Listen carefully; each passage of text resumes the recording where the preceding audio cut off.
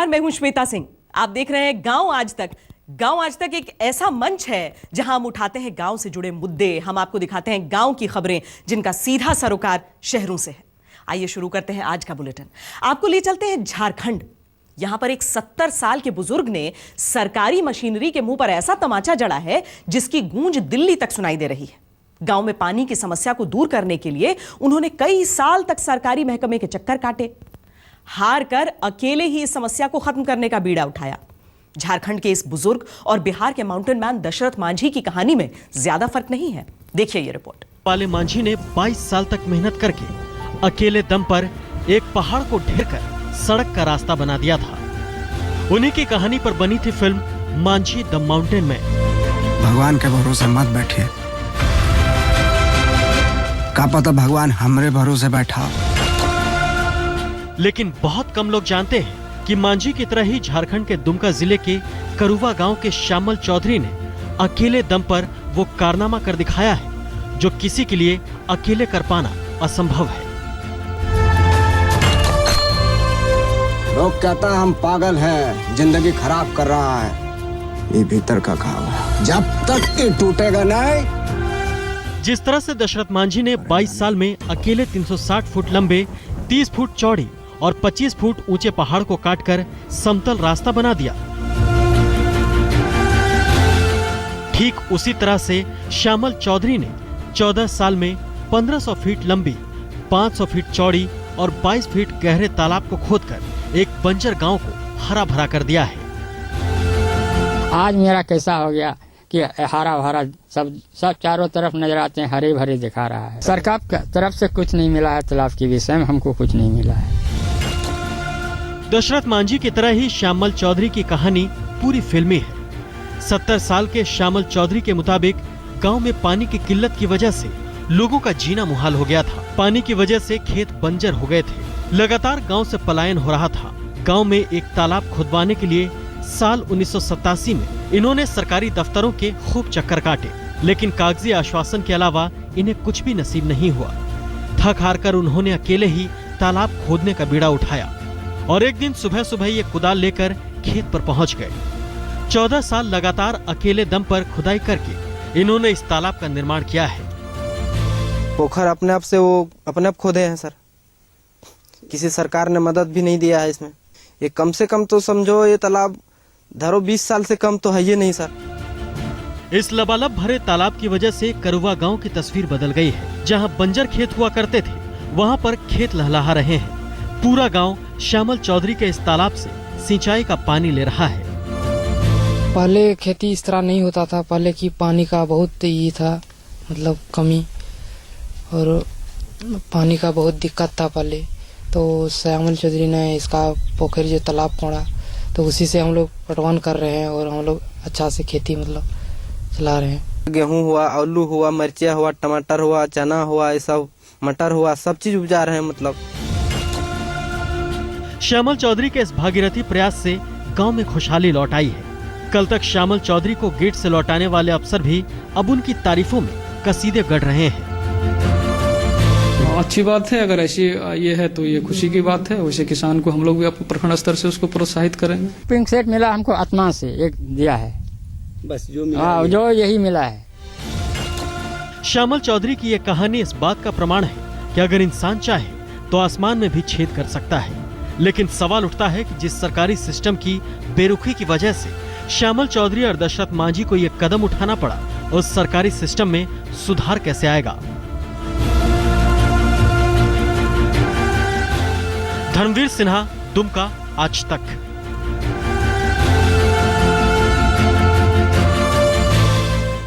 गांव में आज पलायन बहुत बड़ी समस्या है। खासतौर से पहाड़ी इलाकों में पिछले कुछ सालों में तो बहुत तेजी से पलायन हुआ है। सरकारी तंत्र पलायन की समस्या को रोकने में पूरी तरह से नाकाम है। उत्तराखंड के पौड़ी में एक ऐसा गांव है जहां कुछ साल पहले तक चहल पहल थी, लेकिन आज सन्नाटा है। आप सुनकर हैरान रह जाएंगे कि इस गांव की जनसंख्या सिर्फ एक है। गांव में सिर्फ एक बुजुर्ग महिला सालों से अकेले रह रही हैं।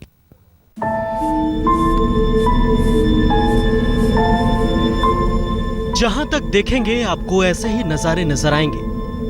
घरों पर लगे ताले और हर तरफ पसरी अजीब सी खामोशी। खूबसूरत वादियों के बीच डराने वाली ये खामोशी उत्तराखंड के गांव से हो रहे पलायन की वो कहानी बयां कर रही है जो बेहद दर्दनाक है। टीवी स्क्रीन पर आप जिस पहाड़ी गांव को देख रहे हैं वो उत्तराखंड के पौड़ी मुख्यालय से महज 25 किलोमीटर दूर है। गांव का नाम है बैंडुल। बैंडुल देश का शायद एकमात्र ऐसा गांव है जिसकी जनसंख्या 1 है। यहाँ पर दर्जनों पक्के मकान तो हैं, लेकिन रहने वाला कोई भी नहीं है। पूरे गांव में सिर्फ एक बुजुर्ग महिला रहती है जिनका नाम है विमला देवी। जंगली जानवरों के खतरों के बीच विमला देवी जान जोखिम में डालकर यहाँ अकेली रह रहे हैं। रोजमर्रा की जरूरत की चीजों के लिए उन्हें कई किलोमीटर का पहाड़ी सफर तय करना पड़ता है। कोई 50 से भी कम नहीं है, इससे ज्यादा है पर कम नहीं। और यहीं पर जैसे मैं अकेले रहे तो वहां पर जैसे ये बाघ पड़ा रहता है तो बड़ी आवाज देते, दो एक बार साथ में 2 तो जरूर रहे। पहले तो 3 नहीं तो 2 बाघ तो साथ ही साथ रहते। तो इसके लिए हमको परेशान, मैं अकेली हूँ तो वहां से फोन करता है कि तू बाहर मत रहना। वीरान पड़ा ये गांव चंद साल पहले तक गुलजार था। यहाँ के इन पक्के मकानों में करीब 70 से 80 परिवार रहते थे, लेकिन रोजगार की कमी और 2 जून की रोटी के चक्कर में धीरे धीरे पूरा गांव यहाँ से पलायन कर गया। विमला देवी के बच्चे भी चले गए, लेकिन इन्होंने गांव छोड़ने से इनकार कर दिया है। हालांकि जैसे जैसे उम्र बढ़ रही है विमला देवी का हौसला टूट रहा है। पौड़ी है, कहीं कितने मकान खाली है, कोई एक कमरा मुझे दे देगा सरकार तो मेरा दिन कट जाता ना बेटा। मेरे बच्चे भी वहीं पर आ जाते, जब तक मेरी जिंदगी थी वहाँ पर पढ़ लिख भी जाते और मेरा समय निकल जाता। मैं यहाँ से मैं भी निकल जाती थोड़ा आगे। बैंडुल गांव की तरह ही यहाँ के आसपास के गांव में भी पलायन बड़ी समस्या है। पास के गांव सुमाडी में भी 60 में से सिर्फ 3 परिवार बचे हैं। ये लोग भी बेहद मुश्किल में जिंदगी काट रहे हैं। पहले यहाँ करीबन 60 से 70 परिवार थे। आज स्थिति ये यहाँ पे सिर्फ 3 परिवार हैं। तो लेपर्ड होता है, टाइगर होता है, बस यही आपको यहाँ मिलेगा। सुअर है, हिरन है, बहुत ही बुरे हाल है यहाँ पे। घने जंगलों के बीच बसे पौड़ी के गांव में जैसे जैसे आबादी कम हो रही है, जंगली जानवरों के हमले तेज हो गए हैं। शाम ढलते ही खतरनाक जानवर शिकार की तलाश में घरों तक चले आते हैं। इन लोगों की मांग है कि सरकार पलायन की समस्या पर जल्द ध्यान नहीं दी तो वो दिन दूर नहीं जब पहाड़ों पर गांव के नाम पर सिर्फ कंक्रीट की इमारतें ही बचेंगी। कमल नयन सिलोड़ी, पौड़ी, आज तक। यूपी के बुंदेलखंड में इन दिनों किसानों की हालत काफी खराब है। सूखे की वजह से किसानों को 2 जून की रोटी भी नहीं नसीब हो पा रही। पानी की वजह से गांव में तेजी से पलायन हो रहा है। किसान शहर जाकर मजदूरी करने के लिए मजबूर हैं।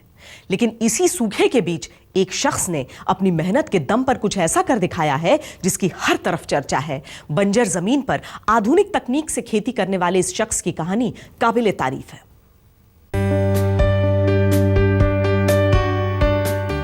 पपीता, मौसम्बी, केला, आंवला, अमरूद, अनार, न जाने कितने प्रकार के फलों से लदे इन बागों की कहानी उन लोगों के लिए सबक है जो खेती बाड़ी को घाटे का सौदा मानते हैं। ये नजारा है बुंदेलखंड इलाके के उस बीहड़ का जहां पानी की कमी की वजह से सूखे के हालात हैं। बंजर भूमि को हरा भरा करने का कारनामा किया है डॉक्टर रविकांत पाठक ने। स्वीडन में नौकरी करने के साथ साथ रविकांत ने गांव में जैविक खेती कर पूरे इलाके को नई पहचान दी है। जैविक खेती के प्रयोग किए। हमारा उद्देश्य था कि गांव में सस्टेनेबल डेवलपमेंट कैसे हो, टिकाऊ विकास और समृद्धि गांव में कैसे आए। उसके प्रयोग को लेकर के हमने करीब 30 एकड़ की भूमि में आंवला, मौसमी, नींबू और अमरूद और अनार के वृक्ष लगाए। आप देख सकते हैं कि इन बागानों में फल लदे हुए हैं। हमीरपुर जिले में बसा एक छोटा सा गांव छेड़ी बसायक आज पूरे बुंदेलखंड की शान बन गया है। ऐसा नहीं है कि ये गांव पहले से ऐसा था। यहाँ भी बदहाली, भूखमरी जैसी तमाम समस्याएं थी, लेकिन गांव के रहने वाले डॉक्टर रविकांत पाठक ने अपनी मेहनत से गांव की तस्वीर बदल दी। बायोडाइवर्स नेचर पार्क की तर्ज पर बाग लगाए जिनमें कम पानी में भी जैविक खाद की मदद से अच्छी फसल हुई। जमीन से पानी निकाला, क्योंकि वैसे पानी तो यहाँ उपलब्ध नहीं है, लेकिन बहुत ही न्यूनतम और लिमिटेड, उसको ओवरहेड टैंक में डाल करके बूंद बूंद करके नली माध्यम और ड्रिप इरिगेशन के माध्यम से पेड़ों की जड़ों तक ले गए। इस तकनीकी ने हमें बहुत बल दिया और हमारे पेड़ जल्दी ही समृद्ध हो गए। पूरे बुंदेलखंड इलाके में पानी न होने से खेतों में धूल उड़ रही है, लेकिन इन्हीं बंजर खेतों के बीच छेडी बसाए गांव में पैदा हो रहे फल और जड़ी बूटियां दुनिया में धूम मचा रहे हैं। रविकांत से सीख लेकर अगर तंग हाल किसान तकनीक से खेतों में आधुनिक खेती करें तो वो दिन दूर नहीं जब उनके खेत भी सोना उगलने लगेंगे। नाहिद अंसारी, हमीरपुर, आज तक। महाराष्ट्र के गढ़चिरौली का नाम सुनते ही हाथ में बंदूक थामे नक्सलियों का चेहरा दिमाग में आता है। नक्सल प्रभावित इस इलाके में गोंड और माड़िया जनजाति के लोग रहते हैं। जंगल में रहने वाले इन आदिवासियों के बच्चे आज भी शिक्षा से कोसों दूर हैं, लेकिन कुछ लोग हैं जो बीहड़ में जाकर इन बच्चों को साक्षर कर रहे हैं। समाज को आईना दिखाने वाली ये रिपोर्ट देखिए। ये नजारा है महाराष्ट्र के बेहद संवेदनशील गढ़चिरौली जिले का। वही गढ़चिरौली जो नक्सलियों की वजह से हर वक्त सुर्खियों में रहता है। नक्सल प्रभावित गढ़चिरौली की ये तस्वीरें दिल को बेहद सुकून देने वाली है।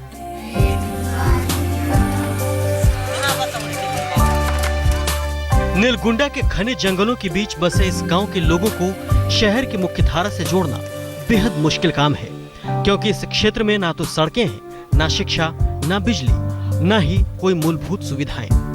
ऐसे में आदिवासी बच्चों को पढ़ाई करने के लिए प्रेरित करना वाकई बेहद मुश्किल काम था, लेकिन डॉक्टर प्रकाश और मंदा आप्टे की हिम्मत और जज्बे ने इस मुश्किल काम को मुमकिन कर दिखाया है। पहले हम स्कूल से स्टार्ट करते हैं। स्कूल का ज़रूरत है, क्योंकि शिक्षा अच्छा मिले तो वो बच्चा पढ़ के अच्छा बड़ा हो सकता है। ये जो एरिया है बहुत ही इंटीरियर डीप में है और यहाँ आने के लिए रास्ता नहीं, बिजली नहीं, टेलीफोन की सुविधा नहीं, कम्युनिकेशन का कोई साधन उपलब्ध नहीं है।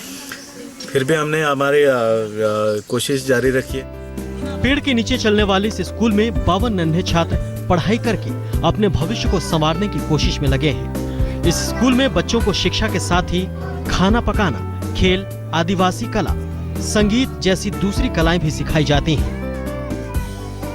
स्कूल में हम यही प्रयास करते हैं कि बच्चे ज़्यादा से ज़्यादा खेल कर, खुद अनुभव लेकर, खुद हाथ से काम करके सीखे और उसका जो ज्ञान है उसका रोज़मर्रा की ज़िंदगी से क्या संबंध है वो जोड़ते हुए आगे बढ़े। इसीलिए हमने खेती, खाना पकाना और जो आदिवासी कलाएं हैं उनको ध्यान में रखकर, उनको महत्व देकर उनका भी स्कूल में समावेश किया है। आमटे परिवार की एक छोटी सी कोशिश ने न जाने कितने नन्हे फूलों को खिलने का मौका दिया है। नक्सल प्रभावित इलाके में इनकी ये पहल वाकई काबिले तारीफ है। गढ़चिरौली से वेंकटेश दुडम्बार, आज तक। गांव आज तक में आज के लिए इतना ही। कल फिर गांव की कई और दिलचस्प कहानियों के साथ आपसे मुलाकात करेंगे। तब तक आप देखते रहिए आज तक। शिकायत इस चिट्ठी में कुणाल की गई है। देखिए, चेतन सांघी के बारे में अगर हम बताएं तो डीडीसीए की जो जांच हुई थी, दिल्ली सरकार ने जो जांच करवाई थी, उसके चेयरमैन थे उस समिति के और बहुत खास माने जा